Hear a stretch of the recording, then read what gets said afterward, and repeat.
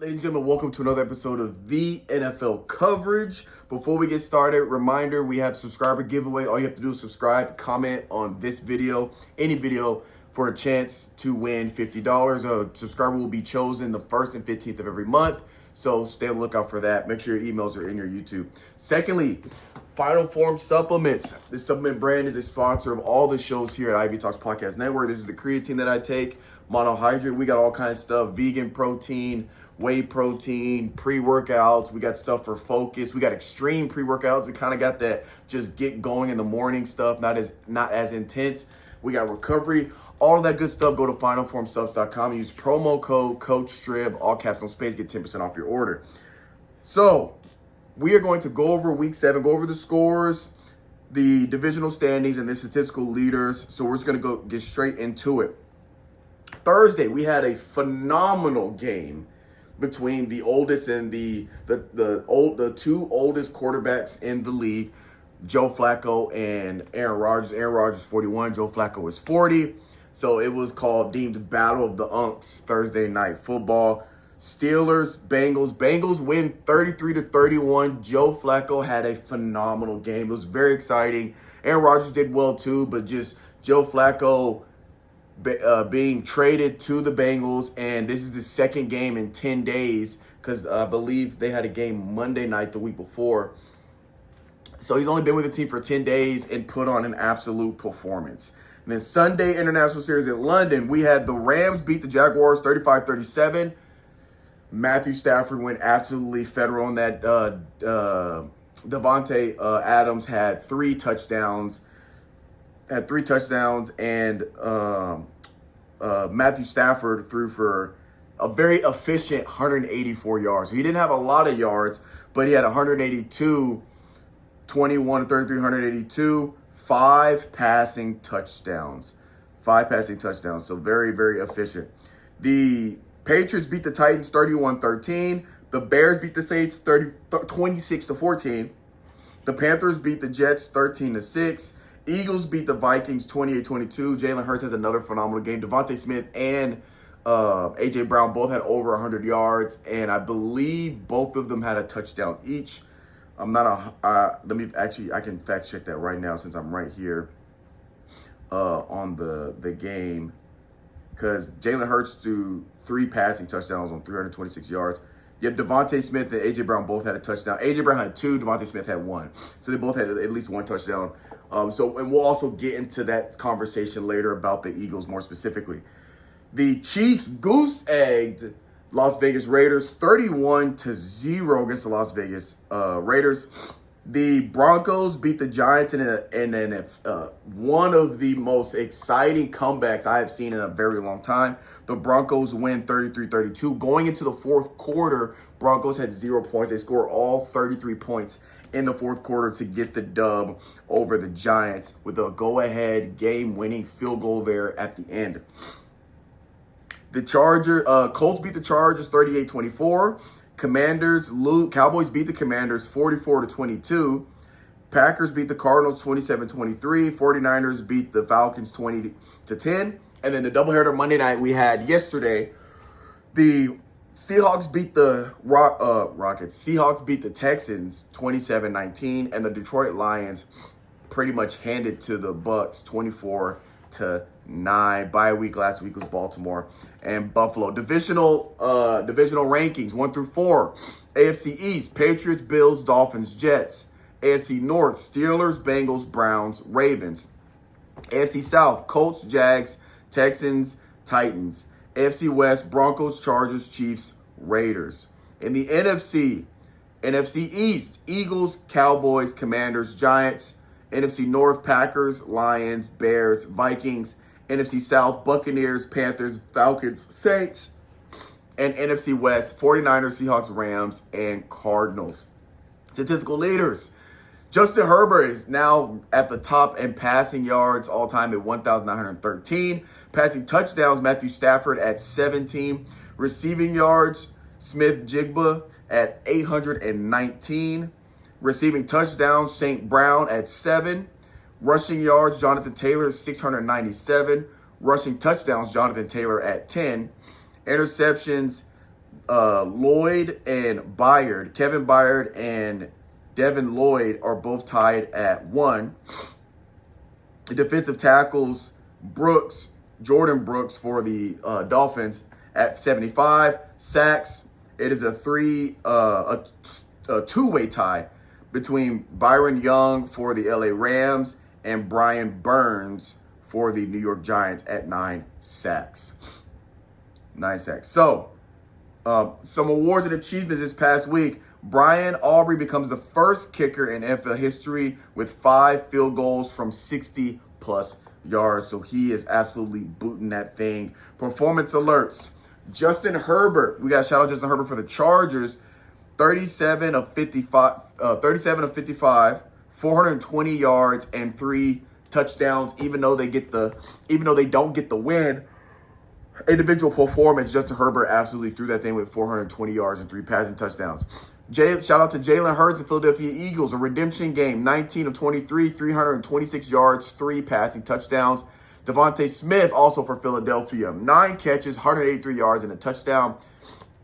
Shout out Gibbs, the Detroit Lions running back, 17 carries, 136 yards, 2 touchdowns, as well as 3 catches for 82 yards, 218 total yards from scrimmage. So got it done in the air as well as on the ground. Very dynamic running back in Gibbs. And last but not least, London Roberts for the Las Vegas Raiders, 7 solo tackles, 11 assists for a total of 18 tackles for the Las Vegas Raiders. And ladies and gentlemen, also, I would be remiss if I did not mention that a big reason why we're doing this, or why this podcast is able to be podcast, is because the money that I am winning on Prize Picks. Because I am just on an absolute tear, and it's my favorite way to play my daily fantasy. All I got to do is pick more or less on at least 2 projections to win more than 25x my money. Right now, I got one going on right now.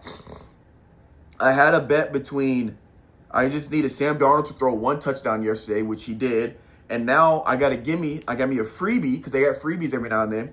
I just need, for tonight, Steph Curry to score at least 1 point. And then your boy hits. Your boy hits on his picks, and I play every week.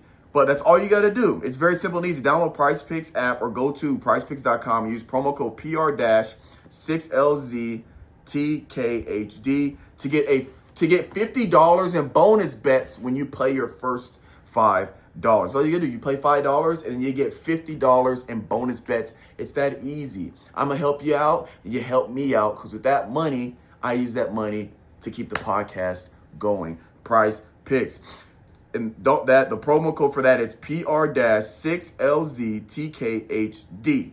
Must be 18 or older, 21 in some states, not available in all jurisdictions. Please see prizepicks.com for terms and conditions. Forward prohibited. Play responsibly. If you or someone you know has a gambling problem, help is available. Call 1-800-GAMBLER. Now, for my discussions this week, I don't have too many discussions. Pretty much one of the big things I do want to talk about is the Kansas City Chiefs, because now they got their best receiver back with Rashee Rice. He had a good outing. I believe he had a touchdown. He had a good outing. Actually, while we're at it, let me fact check that right now. Oh, that is the wrong week. So Kansas City Chiefs get their best weapon back. Travis Kelce, 54 yards. Rashee Rice had 2 touchdowns, and Pacheco had a rushing touchdown, okay? So my question is, the Chiefs are on a run, and they're starting to look like the Chiefs that we are used to seeing. Again, they started the season off a little bit rough. There was a lot of questions to be had, and even though they started off rough, I also mentioned about how I don't question the Chiefs.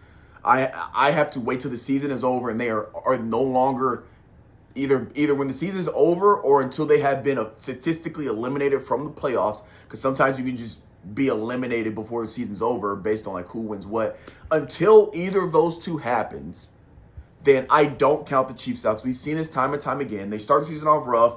They start to figure it out. They get clicking all cylinders. They go into the playoffs playing their best ball, and they go on a deep playoff run. They either win the playoffs, or they either win the Super Bowl, or they make it to the Super Bowl, or they at least go to the AFC Championship, right? So I don't count them out. But now they are starting to play how I figured they would start playing as we got to mid-season. We're right at the halfway point. And so for the Kansas City Chiefs, they are sitting, if I can find, they're sitting at 4-3. Again, they started off rough.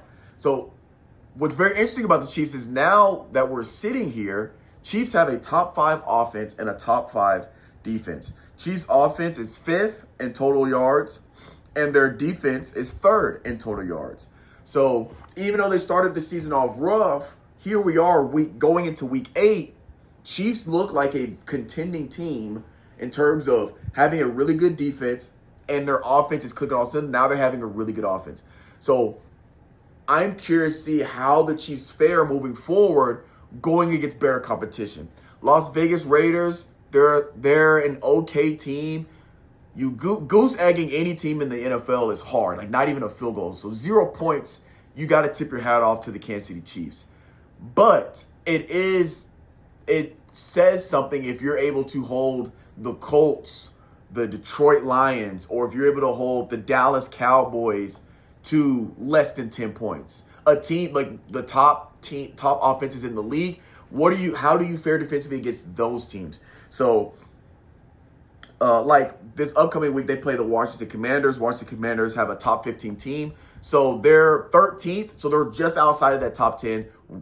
Solid offense. How's that defense going to fare against that? Now, that is permitting because Jaden Daniels is questionable. So they might be without their starting quarterback. But you still have Ja'Cory Crossy Merritt, who is decent. So then if they get this dub, do you put an asterisk next to it? Like, yeah, they got the dub, but without Jaden Daniels.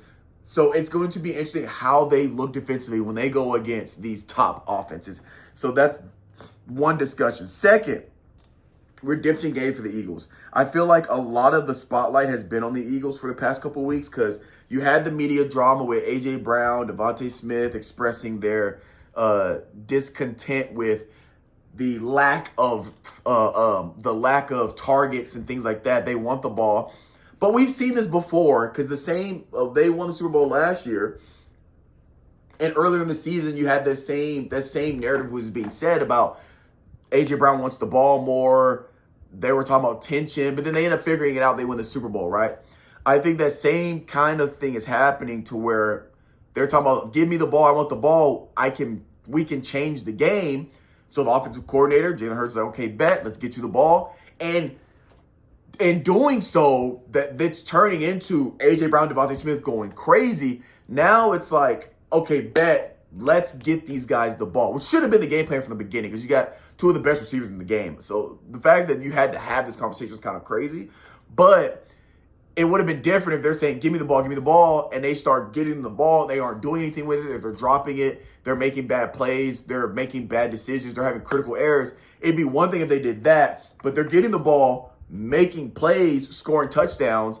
So now you kind of double down. Okay, bet, say less. We got to keep feeding these guys however we can. And I think they should also try to lean into getting Saquon Barkley more looks as well, whether it's catching out of the backfield, check downs, and or trying to get some type of run game going because the run game has just pretty much been not to what we were used to last year or even years prior.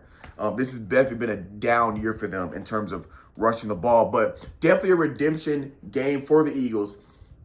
Now, I will say this. If the Eagles can carry this offensive momentum from a receiver quarterback standpoint, I think they can be a top 5 offense with Devontae Smith, with A.J. Brown, even with Saquon Barkley. He's a really good screening running back. He's a really good check down running back.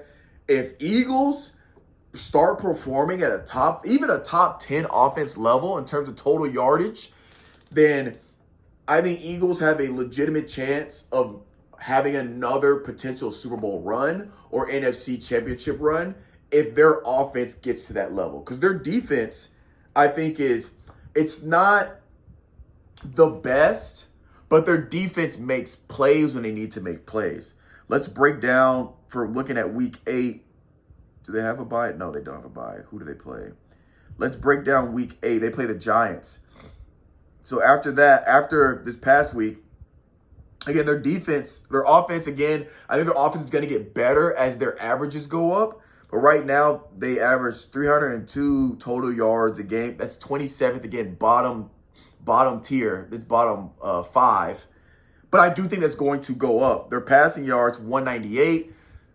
I think Hurts, if they continue this level, this momentum and this aggressive play calling from a receiver standpoint, I think they can average passing yards. I think Hurts can average 250, 240, even 225. I can see him averaging 250 passing yards a game, which is going to up their overall rankings and their total yards. So I see that going up. Defensively is where they still have to figure out, or they're going to have to fix, because their total defense is 22nd. They give up 357 total yards a game. That's not going to win you game. That's not going to help you win games down the road when it comes playoff time. But I say that they're 5-2. So again, they're figuring out to get it done offensively. And the biggest key is, even though their total yardage isn't very good from an offense and defensive standpoint in terms of rankings, the one thing that they have going for them, which is the opposite of like the Dallas Cowboys, is, yes, Eagles only average 24.3 points per game, which is 14th, kind of middle of the pack, upper middle of the pack, right? 24.3 points per game is how many points they average scoring a game. Defensively, they hold their opponents to 23.6 points, which is less. That's why they're 5-2. At the end of the day, you can give up all the yardages you want. If your defense gives up on average less points than your offense can score, you're going to win more games on average. That's just how it is. So again, this is one of the things I talk about with total yardage, how, yes, total yardage is a good indicator for how good a defense is, but it's not the only thing that counts, because you have things like the bend but don't break defense. You might, if the offense that you're going against, let's just say it's the Titans and the Ravens. If the Ravens start on their 10-yard line and they have to drive 90 yards to score, the Titans defense might give up 80 yards, and the Ravens are on the 20-yard line. They need 20 yards, or they need 10 more yards to get there. If they start on the 90, they end up all the way at the 10-yard line. They need 10 yards to go to score. Then you get 3 solid stops on defense. Now they kick a field goal. You gave up 80 yards, but you only gave up 3 points instead of the 7. That's that bend but don't break. That's when you kind of give up yardage, but in the red zone is when you hunker down. So with the Eagles, yes, they give up 357 total yards, 221 passing yards, 127 rushing yards is what they give up. But they only give up 23 points, which is still kind of a lot. Their rankings in points is 20th. So they are bottom, middle of the pack in terms of points given up, but they score more than that on average, which is really the big factor when you terms of yardage. What it comes down to, does your defense hold your opponents to less points on average than what your offense is able to score? I think that's the biggest factor takeaway, but a big portion of that, or a big indicator to that, is how many yards you give up defensively or how many yards you can gain offensively. So for example, let's just look real quick as a counter example. For example, now New York's a tricky one because they got kind of a new offense going with Jackson Dart compared to Russell Wilson and Cam Scatterboo going crazy. But Giants are 2-5. They're the opposite of the Eagles. Giants are 2-5. Eagles are 5-2. Both of them, Giants have the 18th offense total yards. Defense is 19th. So their offense is better than the Eagles, but their defense is worse than the Eagles. But they're about the same tier, right? Offensively, it's kind of scattered a little more. But Giants offense, bottom, middle of the pack. Then you have Eagles offense, which is bottom 5. Giants defense is bottom 5. Eagles is bottom 10, right? Here's the difference. Why Giants are 2-5 instead of 5-2. On average, the Giants offense scores 21.9 points per game. Defensively, they give up 25.3. On average, they give up more points than their offense scores on average. That's why Giants are 5-2. So if they're able to flip that, they will win more games on average. But to do that, generally, you need to hold offenses to less yardage defensively. And offensively, you need to get more yards. But I kind of went on a tangent. But that's my discussion is the Eagles have that metric going for them. Now, can they just hunker down on defense to become a better defense overall? And offensively, can they keep this momentum to become a better offense overall in terms of yardage? So that's the big discussion right there. Last but not least, this is a question. Are the Detroit Lions the best all-around team? That's my question, right? We're watching the Detroit Lions, and they have a bye week this week. But going back to last week, what they did against the Buccaneers was phenomenal. Defensively, they were everywhere. Turnovers left and right, making open field tackles. They're pursuing to the ball. They kept the Buccaneers to one touchdown, missed PAT, and a field goal. And we're talking about a high-powered offense with the Buccaneers. Or let me not get too carried away because I say high-powered, but let me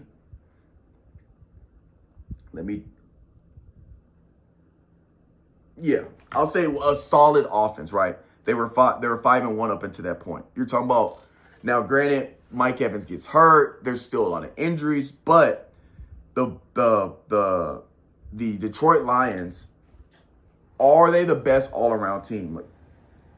That's my question, because overall, standings-wise, overall, you're looking at they have like the 8th best record, 5-2, which a lot of teams 5-2, but in terms of point differential, this and the third, they're 8th overall. But the reason why I asked that is because, yes, they have 2 losses, and one of them was to a team they shouldn't have lost to. But the way they're able to bounce back, and when you look at how they play offensively and defensively, like they do, it's crazy because at running back, they have a 2-headed monster at running back. You got Montgomery and you got Gibbs, right? So it's by, quote-unquote, committee with a 2-headed monster. At the receiving core, let me pull this up. At the receiving core, you got Laporta. You obviously have St. Brown. You got Williams. Then, at tight end, Laporta's the tight end. But at tight end, you still got Wright. You got, where's his name? Raymond, who stepped up last game. But even though St. Brown is your guy, they do it by committee because any one of them can torch you. So, and not only that, we look at how they fare in standings. You're talking about a team that has a top 5 offense and a top 5 defense. Their offense is 9th. They have top 10 and top 10. Top 10 offense, top 10 defense. Offense is 9th. Rushing yards is 5th with Gibbs and Montgomery going crazy.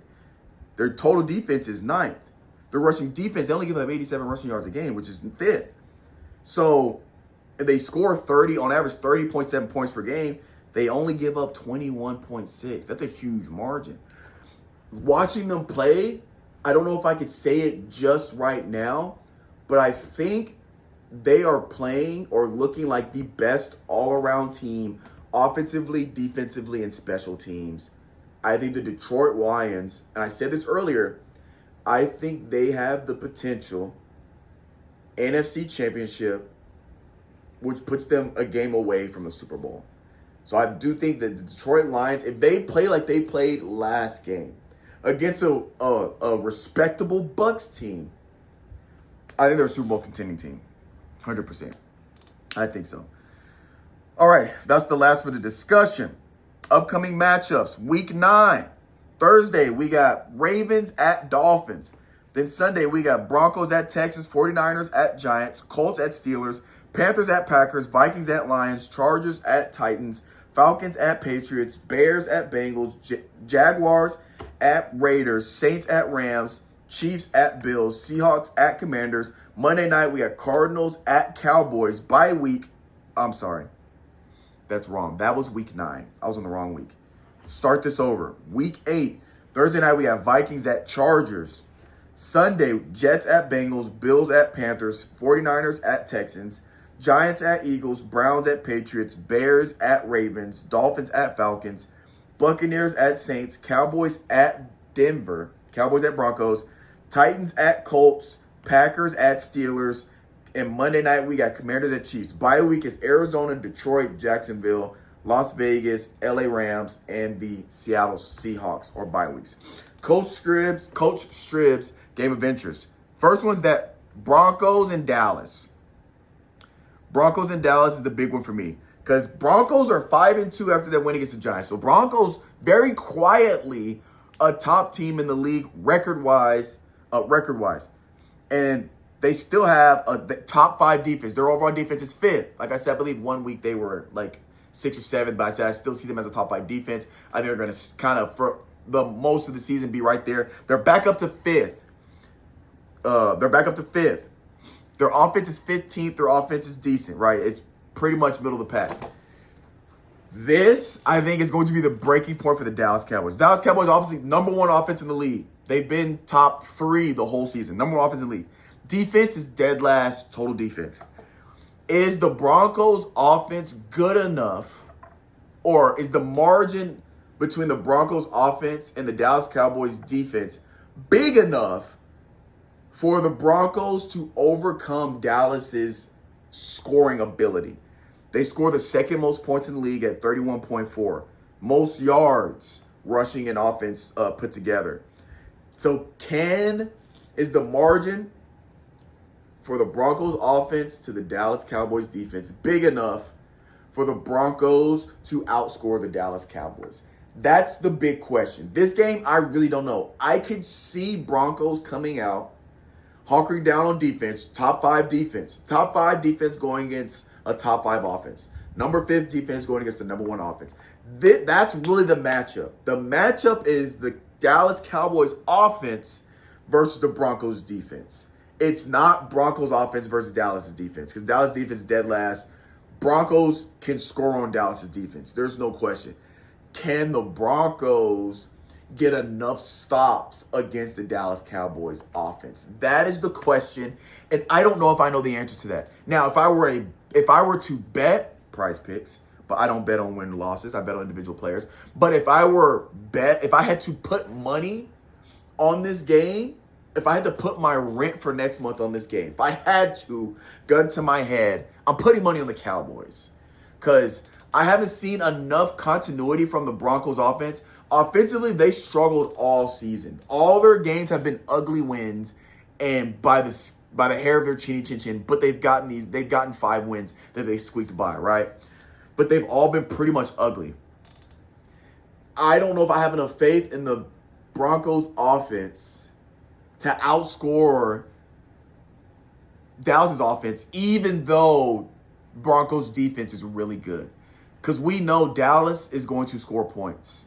Bro, I don't see a world where Broncos hold Dallas to like 10 points. Even 14, to be honest. Like, I think if Broncos hold Dallas to 21, 24 points, that's a dub defensively. You hold a team, the number 1 offense in the league, that averages 31 points. If you can hold them to 21, 24, that's a win. I don't know. Even though Dallas' defense is dead last, I don't know if Broncos score 24 points. They average 23.3. So it's funny I say that. They average 23.3, but Dallas' defense, they do give up 29 on average. But it's the Broncos offense. They've had a lot of miscues here and there. So I'm not sure. This game is actually going to be very interesting. I think either Broncos defense comes out and is on that shit and really, really apply pressure to Dallas, or Dallas comes out, air out, and it's just touchdown city. I don't see it in between. So that's one of my games of interest. Number 2, Washington versus Chiefs. Washington Commanders versus the Chiefs. The reason why this is a game of interest is because, 1, Chiefs are a big favorite. Now, Washington has a respectable offense. They're 13th overall in total offense. Rushing yards, they're 2nd in the league in rushing offense. And points, they are top 10 in points scored. For me personally, I think this game, if the Chiefs win this game, and again, there's this caveat that if Jaden Daniels doesn't play, then it doesn't hold the same weight, right? Regardless if it holds the same weight or not, I think this game will legitimize the Chiefs for right now, at least. I think it's legitimize the Chiefs as, okay, they're clicking, they're going to do what the Chiefs do the rest of the season. I think this game is that for the Chiefs because it's a more respectable team. Like, they're 3-4. Granted, Jaden Daniels has been out.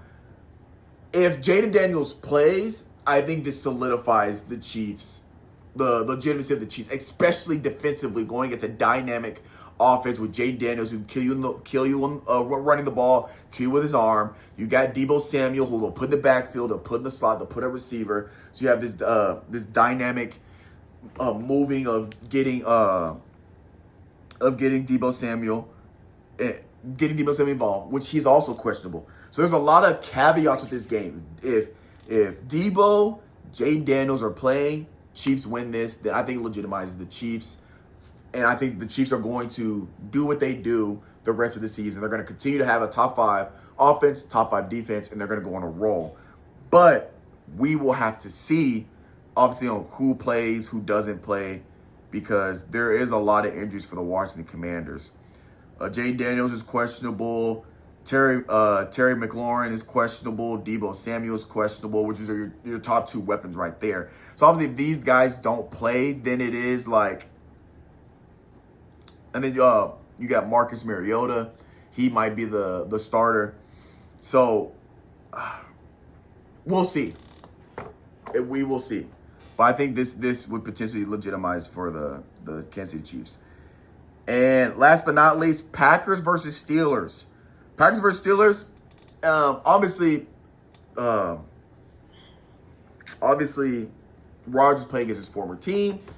But that's not really all for why this is a big one for me. Another big one is the Packers are a legitimate team. They're 4-1 and 1 at the tie with Dallas. Steelers are 4-2. And I think this is going to be a true test it's going to be a heat check for the Pittsburgh Steelers. And I really think it's going to be a heat check offensively and defensively. Because Steelers' defense is 30th. Believe it or not, their defense is 30th. They're 30th defensively, and the Packers' offense is 12th. So they're just outside of the top 10, right? So this is going to be a heat check for your defense. Okay, how legit your defense? This is the game you get tested to where are they better than what they're ranked in terms of defense? Because again, it's going to move around. It's about total yards. This is going to be the heat check for the Steelers. Offensively, Steelers are 25th. Again, believe it or not, it seems like they're ranked better than that. But in terms of total yards, Steelers are 25th total yardage. Packers defense is 7th. They're top 10 defense. Their defense has been solid all year. So it's going to come down to Aaron Rodgers. Can he make plays? Can Aaron Rodgers, DK Metcalf, can they make plays against this top 10 defense? Can the offensive line hold their own against the front 7 of this Green Bay Packer defense? That's going to be the big question. That's going to be the heat test. Now, let's check the stats like we've been kind of doing. Because they're both good teams in terms of record. Steelers, on average, score 25 points per game. Defensively, they give up 23. Packers score, on average, 26 points per game, which is actually top 10. Defensively, on average, they give up 20.5, which is also top 10. So both teams hold their opponents to less points than they score on average. So this is going to really be, I think it's going to be a good matchup. And I don't really know how this would go. I forget what's the money line? The Packers are the line is 3.5 for Packers. That wouldn't be a bad underdog to bet to go Steelers. But I think this is going to be a heat check for Aaron Rodgers. And I'm curious to see how Aaron Rodgers not only fares against his former team, but how they look against a legit offense and a legit defense. So that's going to be my Coach Strib's games of the game of interest. So, ladies and gentlemen, that's going to do it.